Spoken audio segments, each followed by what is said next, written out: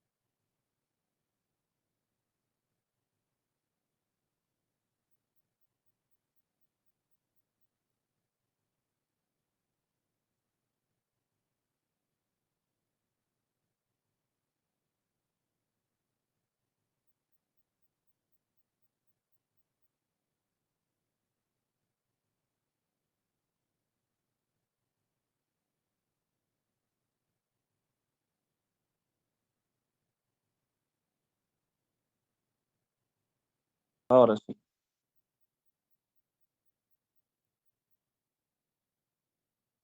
¿A qué hora bailan?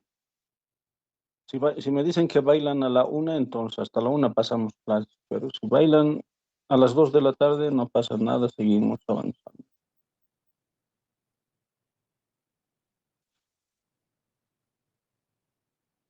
Tal vez nos prolonguemos hasta las 2 de la tarde para recuperar materia. Podemos pasar hasta las 3, ¿no? Están Lice, bailando. bailamos a la una de la tarde entramos a bailar, Lice. Dicen ¿De qué, bailo a la una. de qué están bailando? Auki, auki, Lice. Aoki, aoki. Una foto de tu traje, por favor.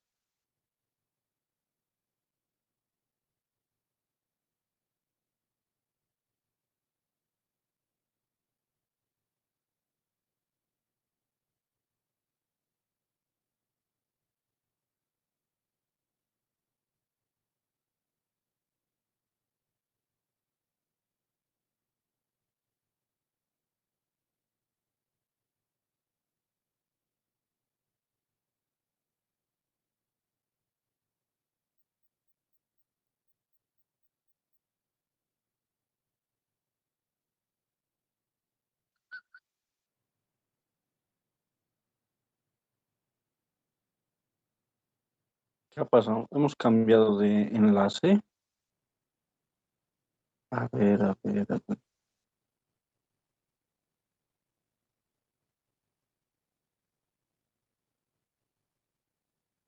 Le estoy pasando este enlace, creo que se ha cambiado en el sistema Teams. Ah, ¿dónde está?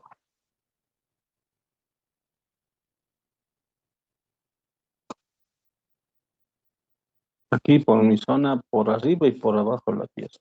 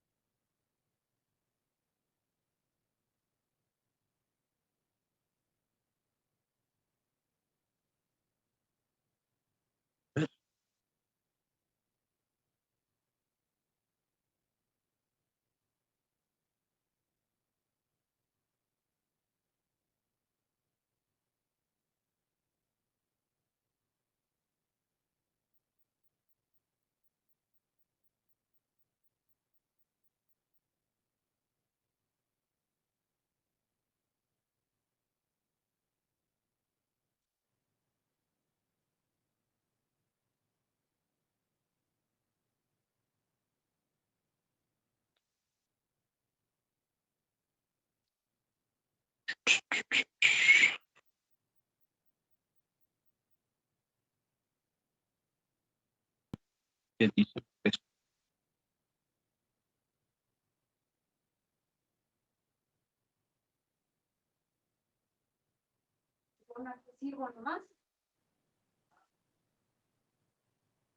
Ese es el chiquipreste.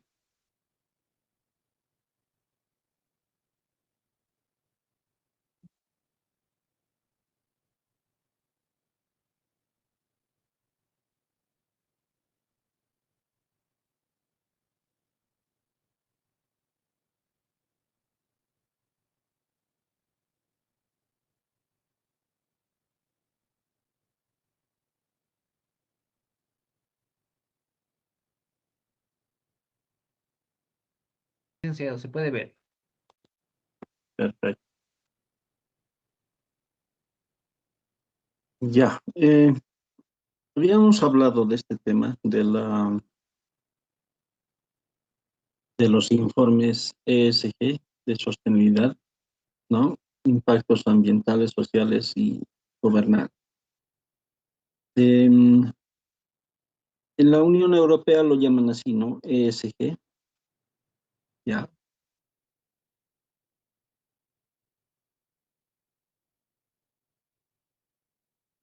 Y ¿qué significa eso de impactos ambientales, sociales y gobernanza? La Fundación NIF para la Sostenibilidad ha considerado de que sostenibilidad debe significar justamente esto, ¿no? Temas ambientales, sociales y gobernanza, los impactos, ya sean positivos o negativos, ¿no? Este informe ESG ya había hecho su requerimiento desde el año 2015, la Unión Europea, ¿no? Y por eso la anterior vez, cuando les mostré, habíamos visto esta parte, ¿no? La sostenibilidad y la responsabilidad corporativa son cada vez más relevantes con los criterios ESG. Y después habíamos visto esta parte, ¿no? Con el fin de implementar una estrategia eficaz y dar cumplimiento a los requerimientos y normativas de sostenibilidad, resulta imprescindible que las empresas identifiquen y evalúen periódicamente las oportunidades y los riesgos potenciales. Cuando dice oportunidades se refiere a riesgos positivos y, mejor dicho, los impactos positivos, ¿no? Y cuando dice riesgos potenciales, le está diciendo los impactos negativos, ¿no? Asociados a los factores ambientales, sociales y de gobernanza. Aquí ya tenemos un concepto más claro de qué se trata. ESG son criterios utilizados por inversores, ¿no? ¿Qué quiere decir? Los inversores ya no quieren invertir en empresas que contaminan o que hacen daño a la sociedad o que hagan fraudes en las empresas, ¿no? Estas tres cosas les preocupan mucho. Entonces, al preocuparles estos tres aspectos, ellos han determinado de que pueden controlar esta información por medio del ESG. ¿Ya? Entonces, justamente los criterios ESG dentro de este marco actual, donde la sociedad demanda un desarrollo más sostenible, ¿no? Perdurable y ético, un escenario además que se encuentra bajo el amparo creciente de la legislación y normativa europea. Como verán, es europeo. ¿Qué se trata? Es decir, ¿qué criterios se toman en cuenta en estos tres aspectos de la sostenibilidad? En el tema ambiental, que significa en inglés environmental y por eso es ESG, se toma en cuenta cuestiones como la adaptación, ¿no? Y mitigación del cambio climático, ¿ya? Y el uso eficiente de los recursos energéticos, energías renovables, ¿no? ¿Ya? Y el tema del cambio climático tiene que ver con el calentamiento global, la contaminación y todos esos aspectos que ya hemos estudiado hasta ahora para hacer auditorías ambientales, ¿no? Entonces dice aquí por eso, ¿no? Recursos energéticos, la contaminación del aire, el agua, el suelo, el uso de sustancias peligrosas que preocupan, ¿no? O preocupantes, el uso de microplásticos, la gestión del agua y los recursos marinos, la gestión de la biodiversidad. Cuando habla de la biodiversidad está hablando de la flora y la fauna, y la gestión económica circular.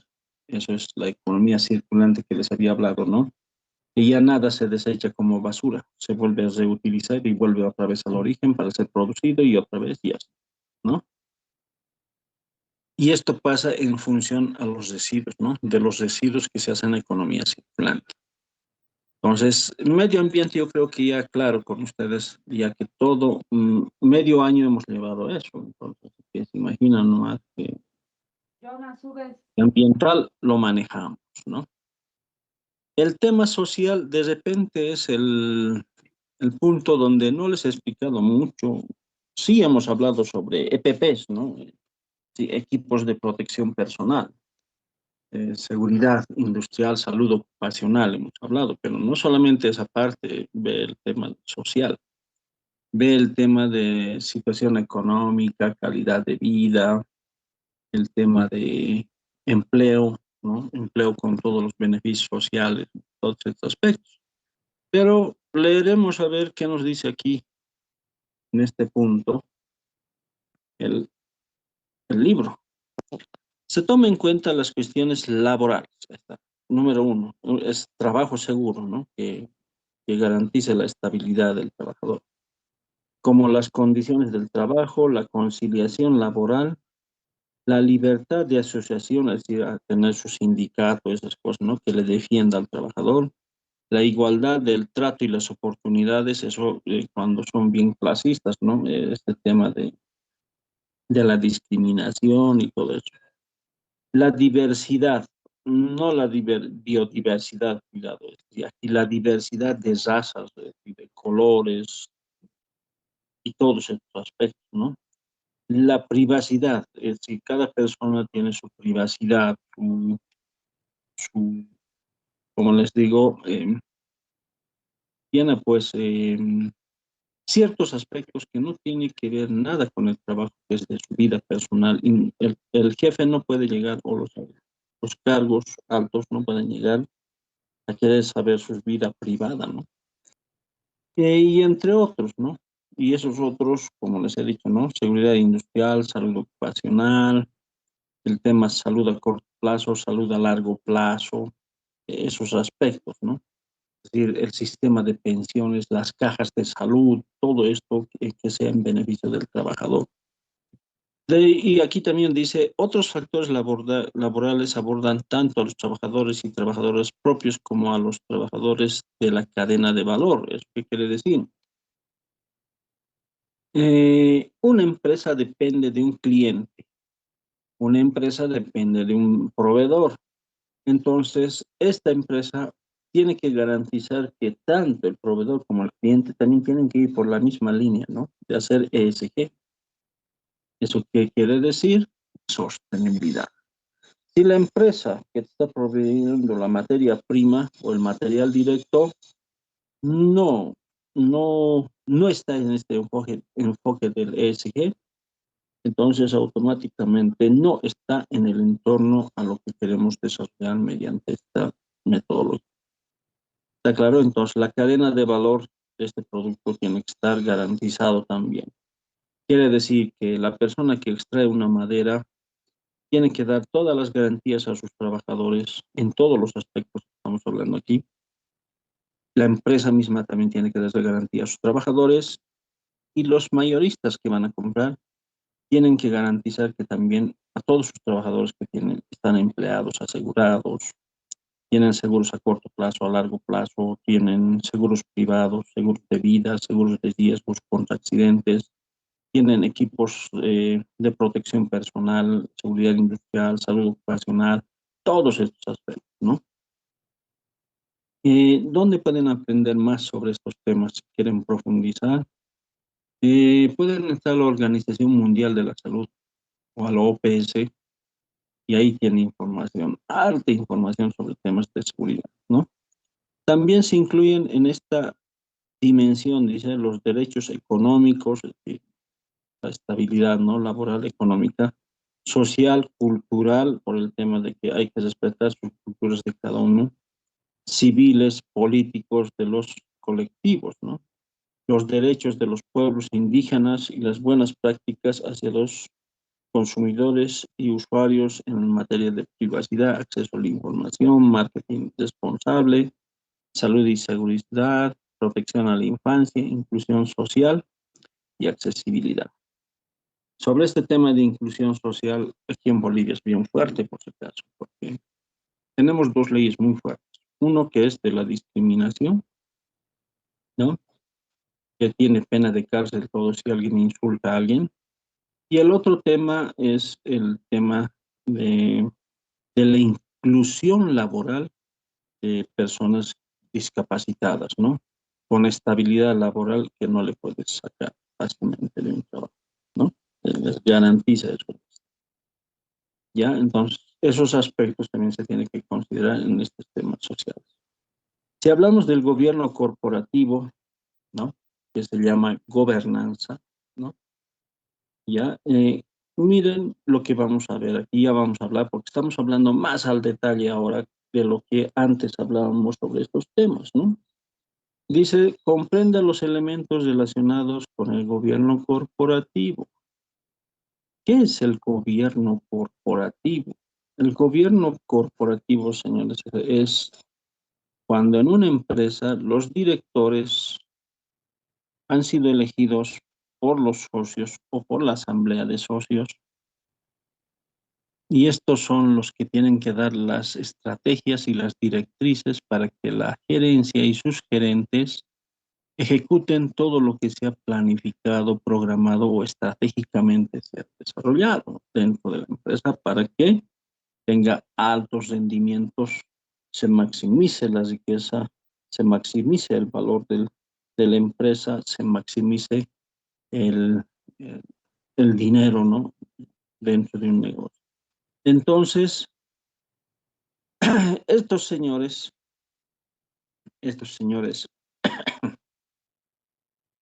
el, estos señores tienen que garantizar conjuntamente con la alta gerencia.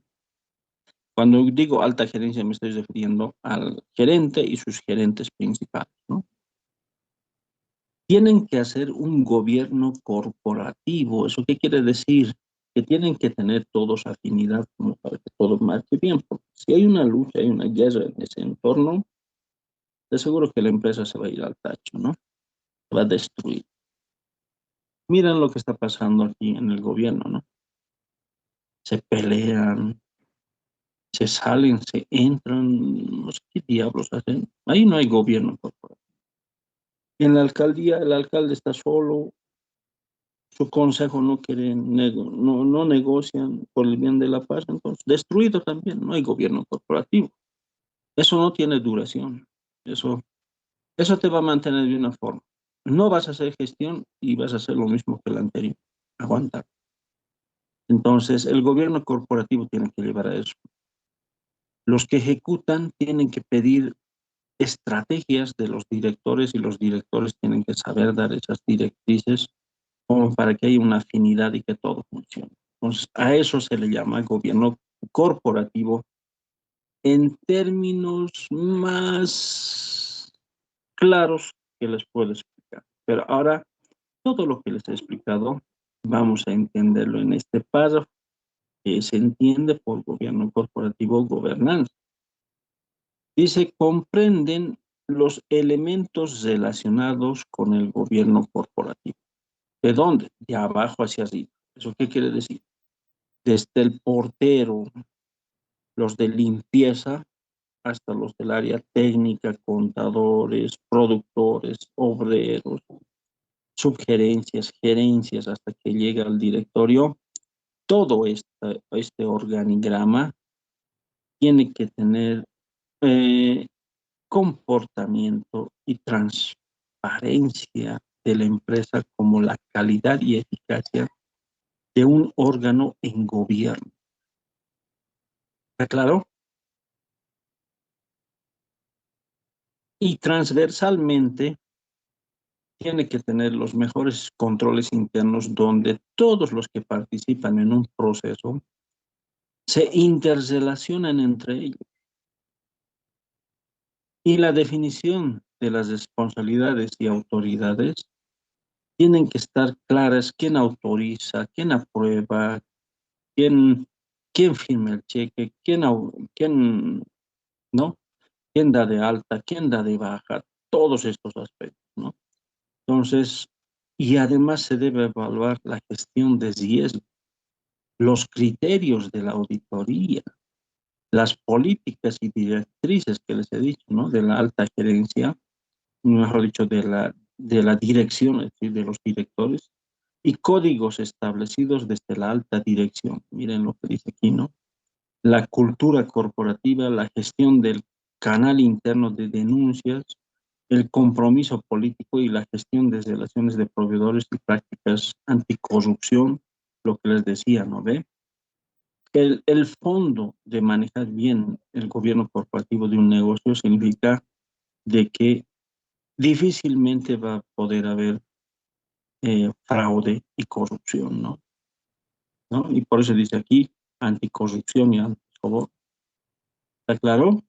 De eso se trata, señores. Estos tres conceptos que les he dado, por si acaso, en su mente de memoria tienen que estar ustedes, porque en cualquier momento les van a preguntar, ¿qué es ESG? ¿No? Entonces, ¿qué es sostenibilidad? Entonces, para ustedes, sostenibilidad es ESG, ¿no? Entonces, ambiental, social y gobierno corporativo, o llamado también en Europa como governance. Y aquí abajo dice, ¿no? Las organizaciones actualmente tienen proyectos relacionados con los criterios ESG. Está hablando de las empresas americanas, europeas, ¿no? Tales como proyectos de índole medioambiental de ISO 14001 y la huella de carbono. Bueno, de la ISO 14001 sabemos que es el sistema de gestión ambiental. Dentro de su trabajo ustedes tienen que ver estas empresas que les he dado, si tienen esta certificación de ISO 14000, ¿no? ¿Por qué? Porque es este sistema el que protege y blinda a la empresa de riesgos ambientales que pueden ser sancionatorios y el gobierno hasta puede hacer cierre de tu negocio, ¿no? A ver, es para eso y para mostrar la calidad ambiental que tiene el negocio para su producto, ¿no? Pero la otra parte está en la huella de carbono. La huella de carbono significa de que la empresa, si está contaminando, tiene que buscar otra institución u otras empresas que descontaminen. Entonces, la mejor manera que se ha hecho en el mundo esto de descontaminar, hay dos formas en la huella de carbono. Una, induciendo a las personas, ¿ya?, a que contaminen menos, ¿ya? Ese es uno. El otro es que yo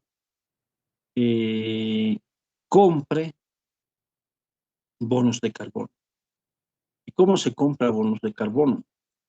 Se compra, les compran a países, ¿no? A países, más que todo a países en vías de desarrollo que quieren desarrollar y hacer tala de sus árboles, y esta empresa les paga en dinero para que no talen un árbol y que pueda generar oxígeno al planeta. Entonces, de esta manera también, ustedes saben que una planta desintoxica al planeta en temas de contaminación. Entonces, los bonos de carbono es la paga que hace esta empresa a un estado para que deje de explotarlos a esos árboles, ¿no? ¿Ya? De prevención de delitos y antisoborno y compliance, dice, ¿no? Entonces, la prevención de delitos, a ver, la prevención de delitos es lo que ustedes ahora van a desarrollar en su trabajo, ¿no? Y el tema fraude. ¿Cómo lo vamos a hacer? Hay dos formas de hacer. El primero, cuestionario. Y por medio del cuestionario tú puedes detectar dónde puede haber posibles fraudes.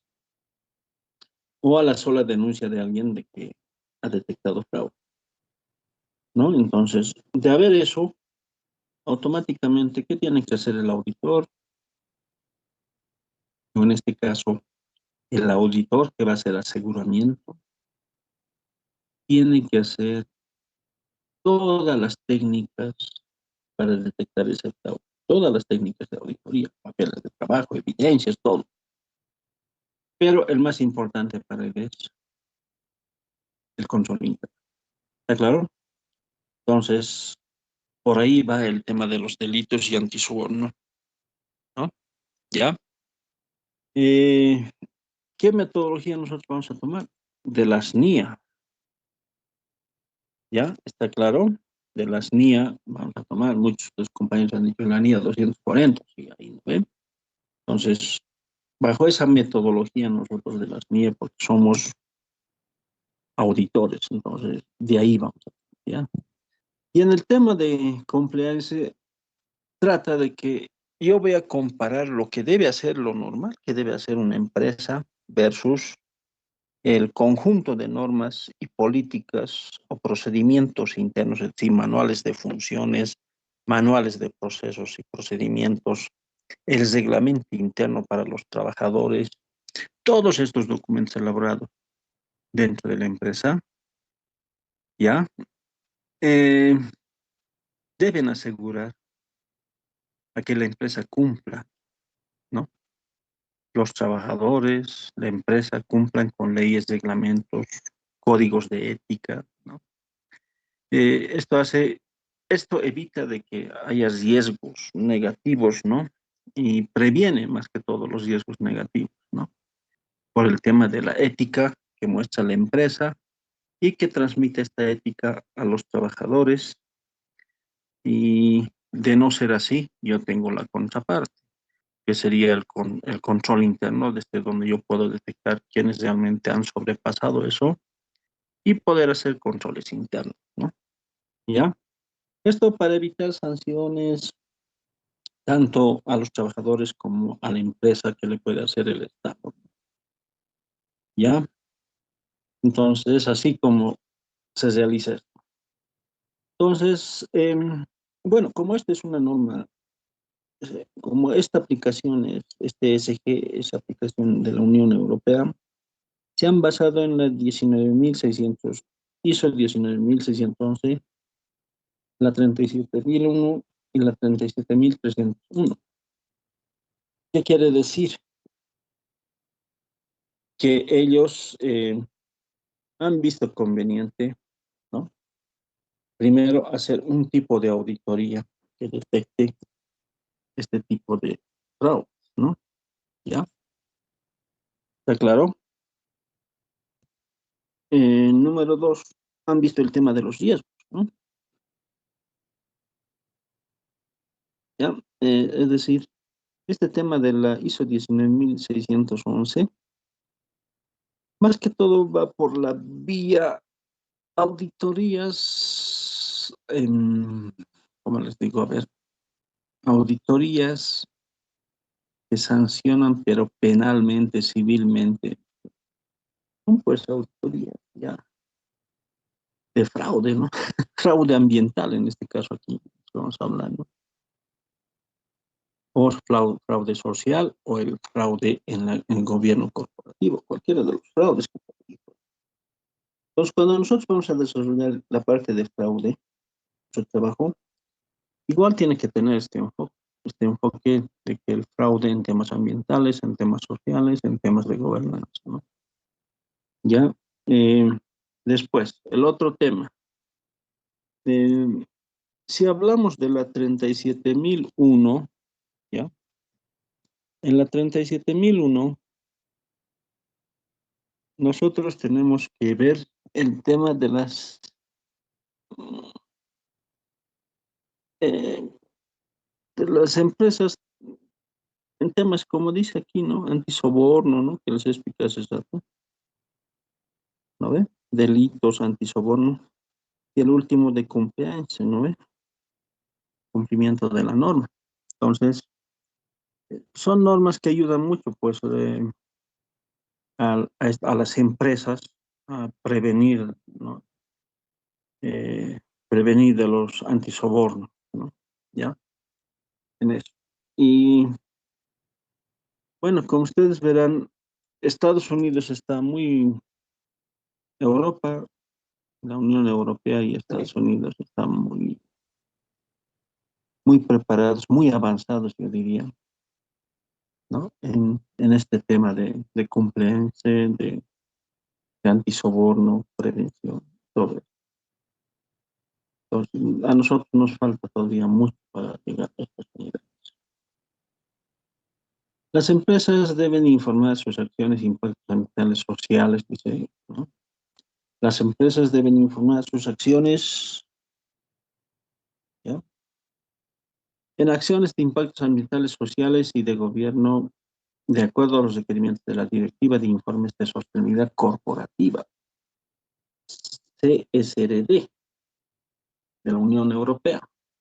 Ahora, este CSRD, que es la Directiva de Informes de Sostenibilidad Corporativa, depende directamente de la Unión Europea, por si acaso, ¿no? Pero ahora este CSRD ya ha pasado a manos de la, del este, de la Fundación IFRS de Sostenibilidad, ¿no? Ya está en adaptación de todos este SG, todito lo está adaptando la Fundación IFRS de Sostenibilidad, ¿no? Y más que todo, ahora ya tenemos dos. Si antes solamente ustedes conocían dentro de la Fundación IFRS al comité, ¿no? De normas internacionales de contabilidad, que se llama la IASB. Ahora hay otro grupo que les he mostrado hasta en la página web, les he mostrado. Ahora tenemos el Comité Internacional de Normas de Sostenibilidad, ¿no? ISSB, así se llama, ¿no? ¿Está claro? Entonces, la ISSB ya está trabajando con esta directiva de informes de sostenibilidad corporativa. ¿Para qué? Para que todo lo que aquí se ha aprendido del ESG se implemente y después desaparezca la CSRD y se convierta en fundación NIF en la ISSB como normas de sostenibilidad. ¿Está claro? Pero mientras lo veamos en la Unión Europea, el enfoque es de esta forma, ¿no? El enfoque de 5 fases de informes ESG incorpora las exigencias de CSRD, ¿no? En esas 5 fases, ¿cómo vamos a ver? Lo vamos a ver más abajo, no se preocupen. Las métricas y objetivos que integran las nuevas normas europeas de información de sostenibilidad publicadas en el CSRD, ¿no ve? ¿Quién publica entonces esto? La CSRD. Publica las normas europeas de información de sostenibilidad. Pero estas normas europeas de información de sostenibilidad, igual la misma se ha copiado para hacer las normas, la NIC S1, la NIF S1, la NIF S2, ¿no? Aquí en la ISSB. Entonces, eso cuesta, yo sé que cuesta esto, entender todo esto, pero van a tener que aprender porque esto ya va a ser el mundo, lo nuevo que va a tener la profesión, ¿no? Es más, el 50% de nuestra vida lo vamos a dedicar a esto. De aquí desde el 2027 para adelante, ¿no? Comprensión y gestión y cuantificación de la ESG. Los accionistas, los inversores, para una mayor transparencia e informes sobre asuntos ESG.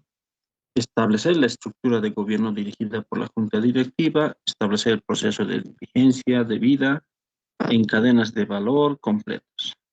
Y después integrar las ESG en los sistemas de gestión de riesgos corporativos, preparándose para el aseguramiento. Cuando ya dice esto en el punto G, te estás refiriendo de que allá en Europa, una vez que elaboran este informe de ESG, lo someten a una auditoría, pero no se llama auditoría.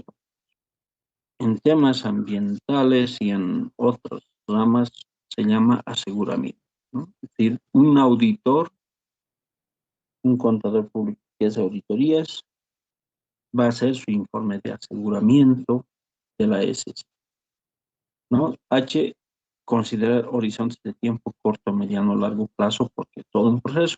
Imagínense que ellos han ido avanzando desde el 2015 a la fecha, tienen harto que contarnos, ¿no? ¿Está claro? Ya. En los últimos años, dice,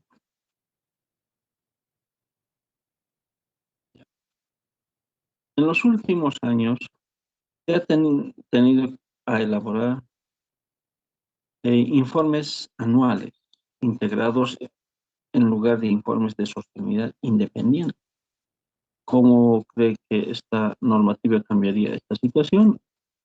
Pues, existe la posibilidad de que en esto varíe de un Estado miembro a otro, ¿no?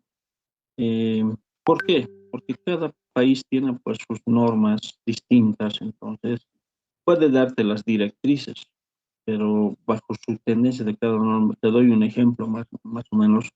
Imagínate que aquí en Bolivia tiene pena de cárcel, así como en Brasil, el que alguien le insulte con una palabra de discriminación, digamos, van a disculpar por la palabra, este negro de tal, ¿no? Entonces, automáticamente eso tanto en Brasil como en Bolivia tiene pena de cárcel. En Bolivia, 2 años de cárcel mínimo y 5 máximo.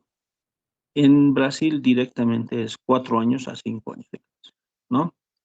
Entonces, imagínense que en Argentina es normal que una persona hable así.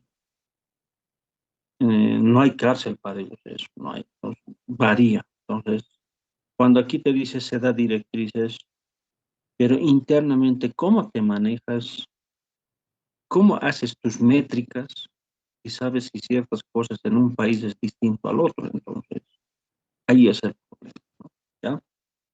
La mayoría de los clientes con los que hemos hablado siguen preparando un informe independiente que enlaza con la misma información comunicada electrónicamente, pero esto les permite explicar las interfaces entre los distintos factores ESG.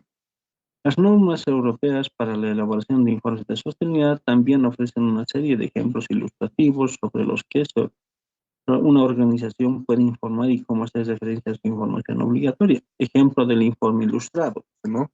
Y te muestra ese informe ilustrado. Como verán, aquí abajo, este es el formato. Y aquí en Bolivia todavía y en todo el cono, en toda Latinoamérica están peleando cómo vamos a hacer esta información. En Colombia ya han decidido y ya les he pasado a los compañeros formatos de eso, ¿no? De cómo están haciendo sus informes. Pero aquí en Bolivia, el Consejo Técnico Nacional de Auditoría y Contabilidad no se pone. ¿Por qué? Porque no tiene a las personas idóneas trabajando ahí. A ver, ¿qué les hago entender? No es lo mismo que tengas un consejero técnico del CETANAC, ¿no? Que haya estudiado temas tributarios y que quiera hablar de temas ambientales. No es lo mismo que alguien que se ha dedicado a temas financieros que quiera hablar de temas ambientales y laborales. Esto se tiene que hacer con un equipo multidisciplinario, ¿no? De la misma profesión seremos los tres, pero tenemos distintas especialidades. No es lo mismo que alguien me hable, digamos, les pongo un ejemplo, digamos, un experto en tributos, que me diga a mí, Ángel, mira, te voy a hablar sobre temas ambientales. de agua. Y cuando él ni siquiera entiende ni papa de que hay una norma ahí atrás de agua, ahí atrás también hay límites permisibles de contaminación de agua, composiciones químicas que hay que manejarlas y hay que estructurarlas con expertos, con grupos interdisciplinarios. Entonces, es arduo trabajo. ¿Tendrá todo ese equipo el Consejo Técnico? Entonces, ahí tenemos un problema. Imagínense, miren lo que dice aquí, en este mínimo contenido, y estamos desfasados de lo que quieren hacer aquí en Bolivia. Informe de gestión, análisis de desarrollo del desempeño del negocio de la entidad y de su posición, ¿no? Probables desarrollos futuros de la entidad, descripción de los principales riesgos e incertidumbres, declaración de gobierno corporativo, la sección única del informe de gestión, información general, aquí está la ESR2, así lo llaman ellos, y les dan formatos de eso, ¿no? ¿Qué debe contener? General, estratégica, gobernanza, evaluación, materialidad, ¿no? Directrices de temáticos específicos de las normas temáticas, ¿no? Las otras directrices de adicionales de normas sectoriales específicas y posible información adicional específica de la entidad. La información medioambiental, y aquí entra el tema ambiental, ¿no? Y dice, se divide en dos, uno que es cambio climático y el otro contaminación. Entonces, tiene estas codificaciones, sus formatos relacionados con rendimientos, normas sectoriales específicas, pero de cada país, ¿no? Como aquí en Bolivia hay, ¿no? Para las generales, para industrias manufactureras, mineras, petroleras, así. Entonces, allá en Europa, ¿que han hecho? Han abierto más o menos unos 17 sectores y más o menos manejan como 60, 80 subsectores, es decir, textileras, electrónicos, telas, maderas, una locura. Entonces, imagínense, ¿no? ¿Y cómo estamos en eso aquí en Bolivia? Para eso no hay normas en Bolivia. Habrá que desarrollar mucho. Estamos muy complicados. La información social, creo que nos va a pasar lo mismo que nos ha pasado con los gases de efecto invernadero, ¿no? Siempre se ha autorizado y se ha aprobado la norma, pero nunca se podía.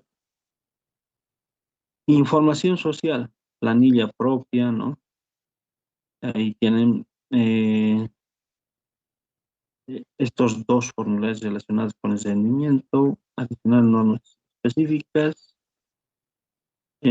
trabajadores de la cadena de valor, relacionadas con el rendimiento, adicional de normas sectoriales específicas, posible información adicional específica, entidad, comunidades afectadas.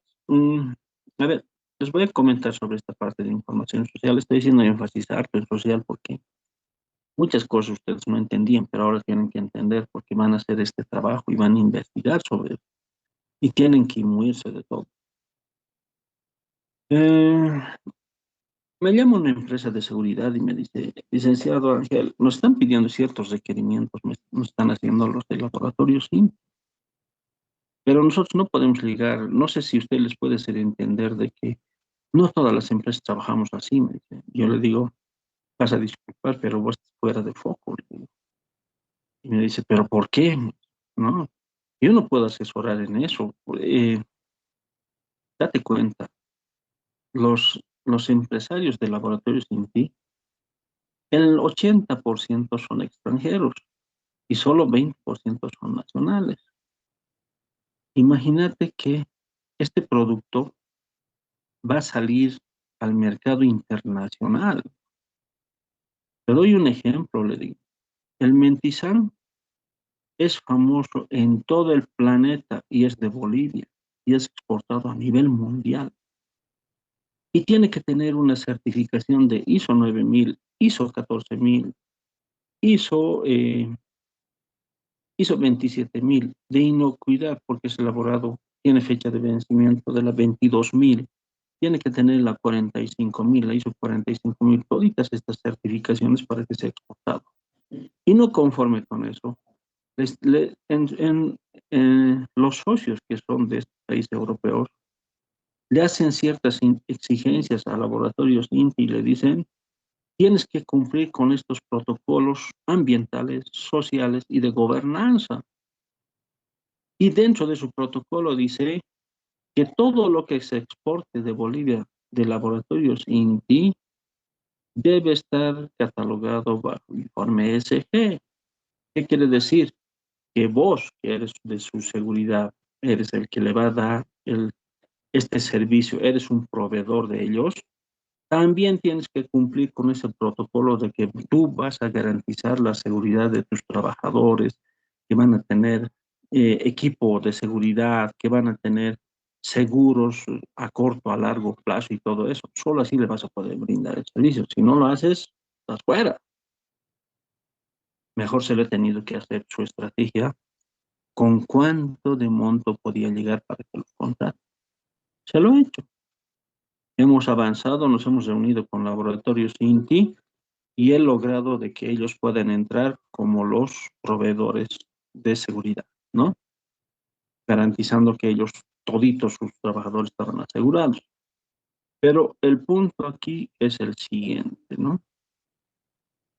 Al siguiente año, él poco a poco ha ido reduciendo y queriendo engañarle a la empresa de que le estaba brindando el servicio. Con laboratorios INTI no vas a jugar. Laboratorios INTI automáticamente, ¿qué ha hecho? Ha prescindido de su servicio y les ha dicho, no vas a cambiar. Y verdaderamente el tipo era un mañudo, ¿no? Quería sacar ventaja a costa de los trabajadores. Duro, ¿no? Golpe, pero así trabajan a nivel internacional. Posible entidad adicional, después aquí vienen los requisitos de la directiva, y aquí está la directiva que se hace cargo de este informe de CRS, ¿no?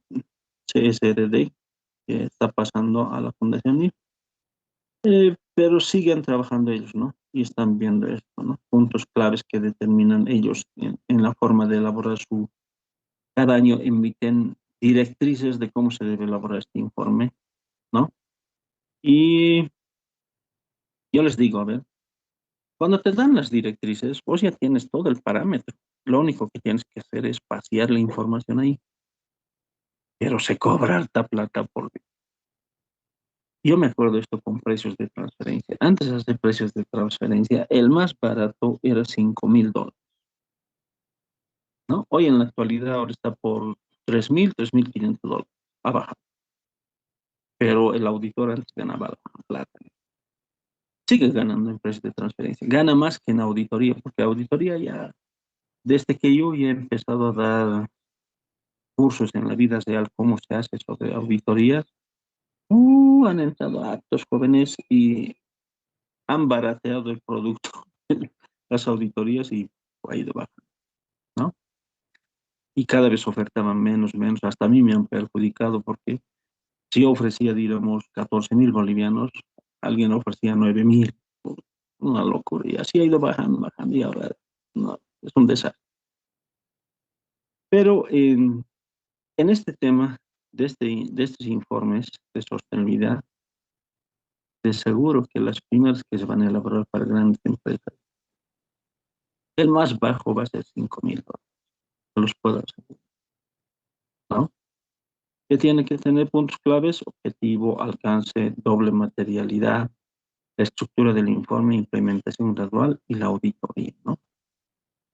Bueno, allá lo llaman auditoría, nosotros bajo las NIF, mejor dicho, bajo las NIAs emitidas por la IFAC, sabemos que vamos a hacer con aseguramiento, ¿no? Estándares obligatorios, los estándares obligados de las grandes categorías, ESR1 y ESR2, ¿no? Y después los estándares temáticos, los estándares no son obligatorios, sin embargo sí son muy importantes, ¿no? Porque tienen la capacidad de abordar con profundidad aspectos muy específicos de cualquiera de los tres ejes que forman la sostenibilidad: gobernanza social, medio ambiente, ¿no?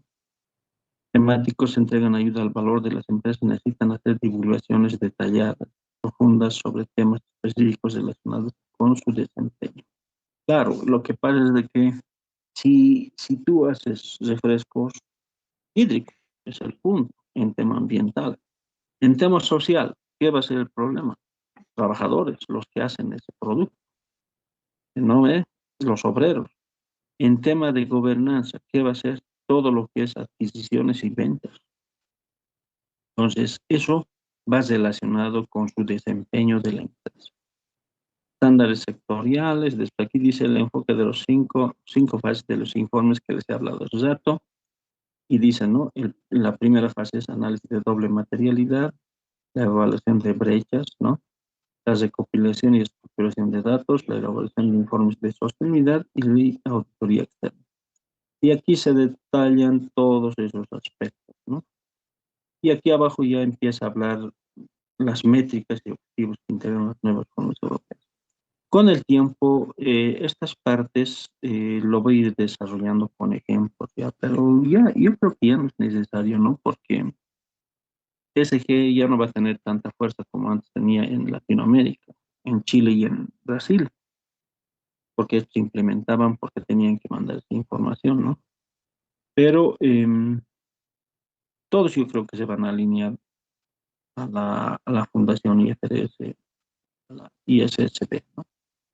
Pues por ese lado va a ser el camino. Y solamente nosotros leemos esto por conocimiento para que vean desde dónde ha partido todo esto, ¿no? ¿Ya? Entonces, así quedamos en esta parte, ¿no? De ESG y el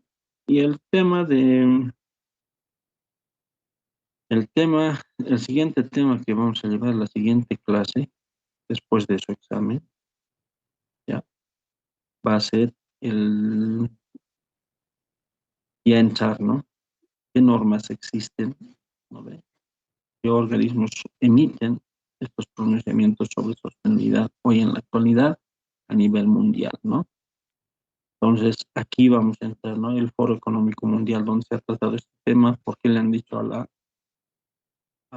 la Unión Europea, la SG y la CRLCD, porque le han dicho que todo eso le hereden a la Fundación NIF, a la ISSB.